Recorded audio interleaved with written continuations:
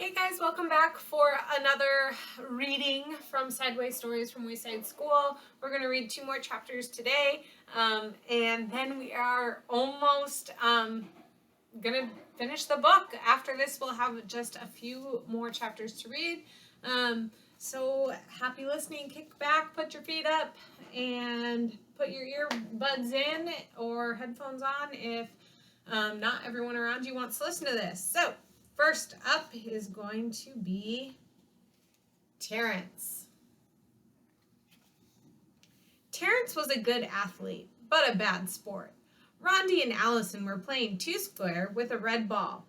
"Can I play?" asked Terrance. "No," Allison replied. "You have to let me play," Terrance said. "Lewis says we have to share the balls." "Well, we're not sharing with you," said Allison. "Oh, just let him play," said Rondi. "All right," said Allison. "We'll play 3-square, and you better play right."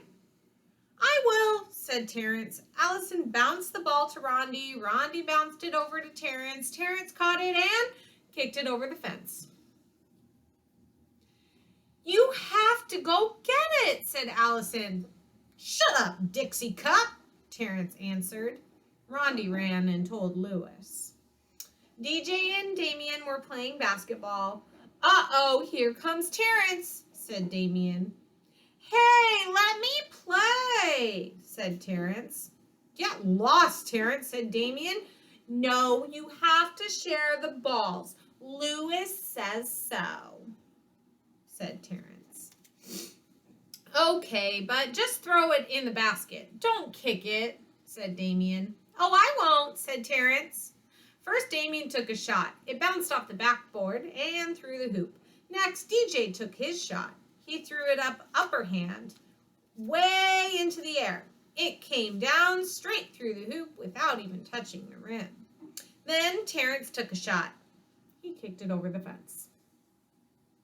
"You idiot," said Damien. "Take a train, peanut brain," Terrance answered. DJ went and told Lewis. Stephen, Calvin, Joe, John, and Leslie were playing Spud.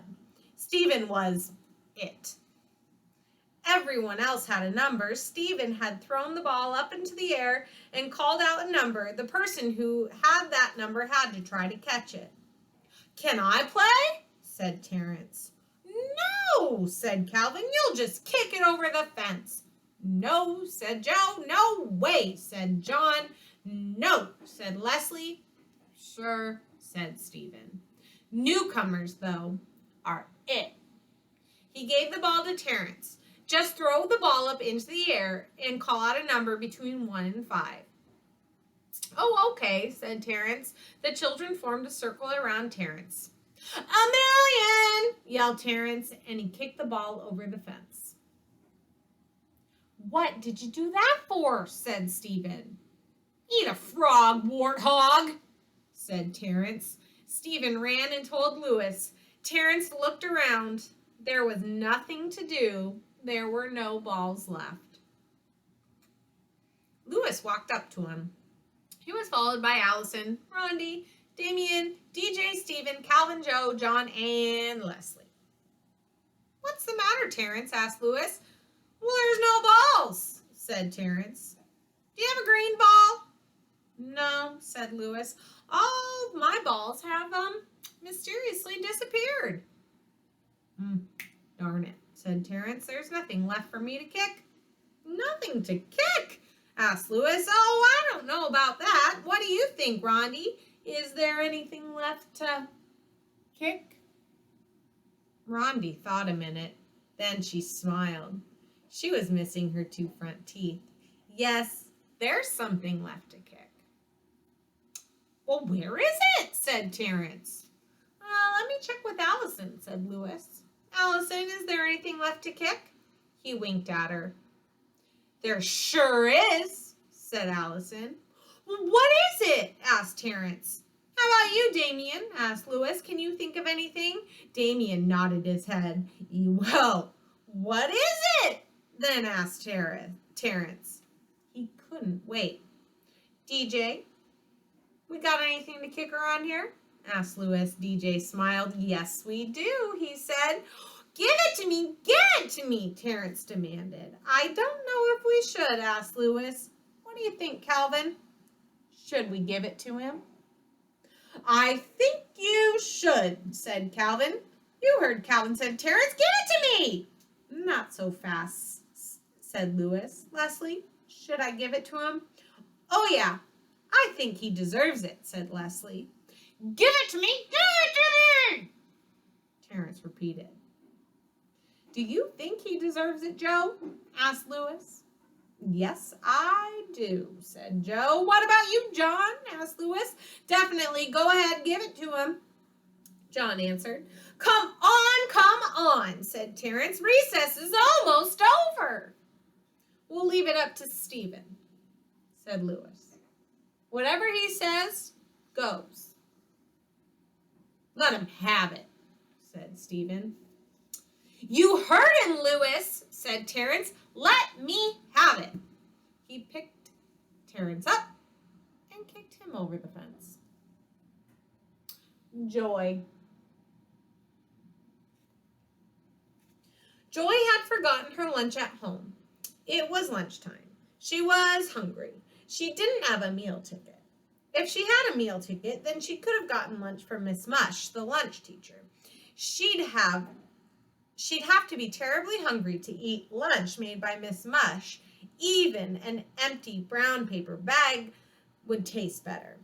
That's how hungry Joy was. Damien hadn't forgotten his lunch. He had brought a lovely turkey sandwich, a big piece of chocolate cake, and a crisp red apple.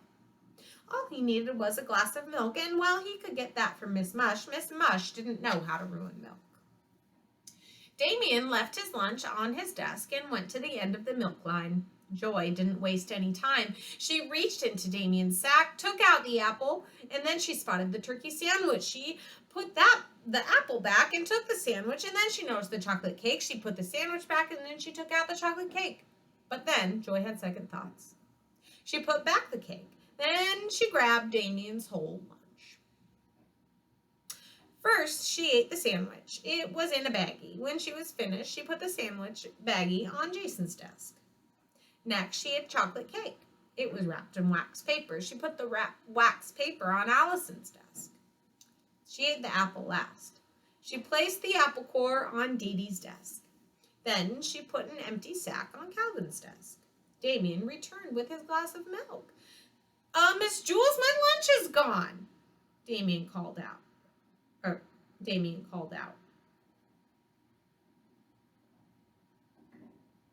Well, I wonder where it could be, said Miss Jules. Calvin took it, said Joy. There's the empty sack. It's on his desk. Oh, good work, Joy, said Miss Jules. Calvin, I am ashamed of you. She wrote Calvin's name on the blackboard under the word discipline.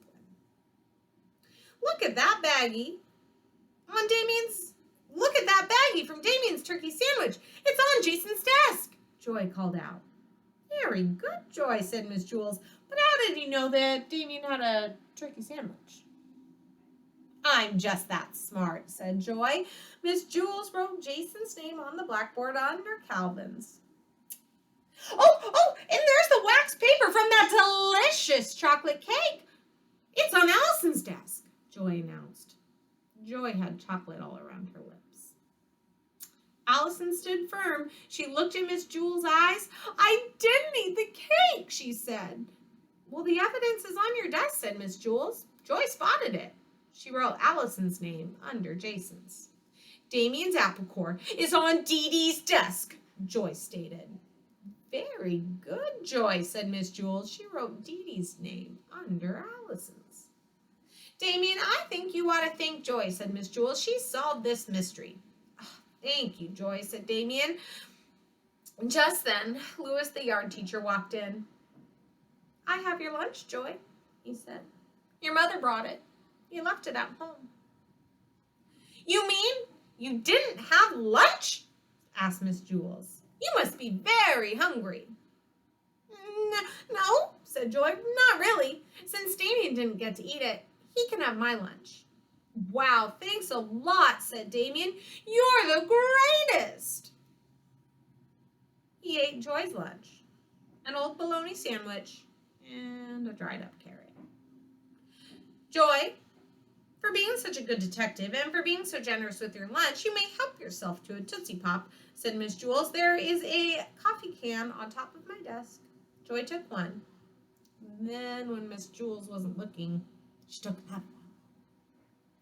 Calvin, Jason, Allison, and Dee Dee had their names on the blackboard under the word discipline, but they were good the rest of the day, so at 2 o'clock, Miss Jules erased them. They forgot all about the whole thing. Damien had a lousy lunch instead of a great lunch, but 5 minutes later, it didn't make any difference. He couldn't taste it anymore, and, well, he was full. He went outside and played basketball and forgot about the whole thing. Joy had a great lunch and 2 Tootsie Pops, but 5 minutes later, it didn't make any difference. She couldn't taste it anymore, and she was full, and at dinner time, she was hungry just the same. But the horrible thing that happened was Joy couldn't forget about stealing Damien's lunch. And for the rest of the year, every turkey sandwich, piece of chocolate cake, apple, and Tootsie Pop tasted like Mrs. Mush's porridge. All right, guys, that's our 2 chapters for today. Next time we read this, we will finish the book, so it will be a little bit longer reading because I'm going to read a couple chapters. Or 3, since that's what's left. All right, guys, have a great day. I'll see you soon.